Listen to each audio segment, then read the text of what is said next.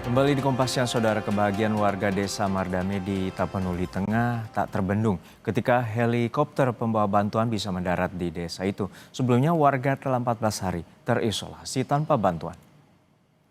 Warga Mardame bersorak-sorai ketika heli tiba di desanya. Tidak sedikit warga yang menitikan air mata karena akhirnya bantuan datang ke desa mereka.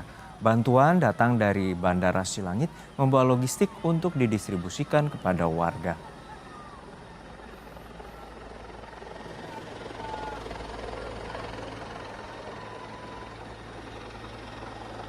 Gimana Pak? 14 hari baru mendarat dari Setelah 14 hari?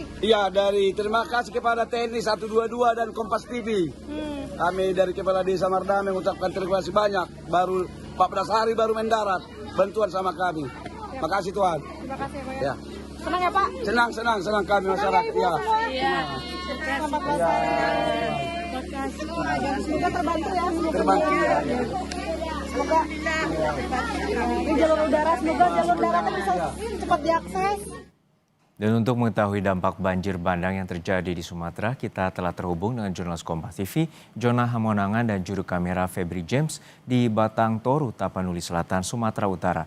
Jona, untuk saat ini bagaimana kondisi di Batang Toru? Karena kita mengetahui bahwa Batang Toru juga ditemukan banyaknya kayu gelondongan di sana, dan saat ini apa saja yang telah diberikan bantuan logistik bagi warga? Ya Jono, kami sendiri sudah memasuki 12 hari meliput terkait dengan bagaimana bencana yang ada di Sumatera Utara, khususnya di daerah Tapanuli. Kami melihat sudah ada banyak perbaikan, mulai dari rehabilitasi, pembersihan, sampai juga dengan distribusi logistik bencana. Untuk mengetahui terkait dengan bagaimana penanganan, khususnya di daerah Batang Toru, saat ini di sebelah saya sudah ada dua narasumber. Yang pertama adalah Kolonel Arhanud Derajat, selaku Komandan Satgas Penanggulangan Bencana, dan Letkol Armet Deliuda, selaku Komandan Kodim Tapanuli Selatan. Kita pertama ke Pak Derajat dulu, Komandan. Mungkin boleh dijabarkan terkait dengan penanganan bencana ya. Kan sudah ada instruksi dari Bapak Panglima TNI dan Kepala Staf Angkatan Darat adalah pembersihan dulu gelondongan-gelondongan kayu. Mungkin boleh dijabarkan dulu, Komandan. Terima kasih Mas Yona. Sebelumnya kami mewakili Satgas Gul Pencal mengucapkan bela sungkawa dan berduka cita atas terjadinya bencana ini. Kami juga turut mendoakan semoga masyarakat diberikan kekuatan untuk mengatasinya dan melewatinya. Jadi sampai saat ini sudah banyak progres yang terjadi di wilayah Batang Toru ini. Situasi sudah mulai lancar lalu lintas, perumahan-perumahan jalan juga sudah mulai bersih. Progres hari ini ada pembangunan jembatan Beli atas perintah Bapak Panglima TNI, Bapak Kasat melalui Bapak Pangdam 1 Bukit Barisan. Ini hari kedua pembangunan jembatan Beli dan alhamdulillah lancar sampai saat ini. Diharapkan segera selesai dan dapat memberikan dampak positif bagi masyarakat. Untuk masyarakat kami menggelar posko kesehatan, termasuk posko dapur umum, bekerjasama dengan TNI Polri, termasuk instansi di sini, Pemda, alhamdulillah sangat membantu masyarakat dan kita berharap cepat kita selesaikan dan cepat kita lewati untuk bencana ini. Terima kasih.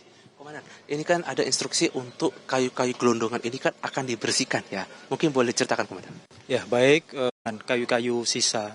Kami juga mendapat perintah juga, jadi kayu yang bermanfaat, yang ada dan bisa dimanfaatkan untuk masyarakat itu kita bantu belah, sehingga kayu tersebut bisa digunakan masyarakat untuk perbaikan rumahnya. Demikian. Nah, sekarang kita beralih ke Dandim Tapanuli Selatan dengan Letkol Armet Deliuda. Komandan, terkait dengan distribusi logistik bencana ya, mungkin boleh dijabarkan terlebih dahulu. Saat ini di Batang Toru ada berapa pengungsinya? Dan untuk pengiriman bencana logistik atau mungkin penanganan sudah seperti apa? Baik, terima kasih Mas. Kami langsung saja untuk penanganan logistik hari ini.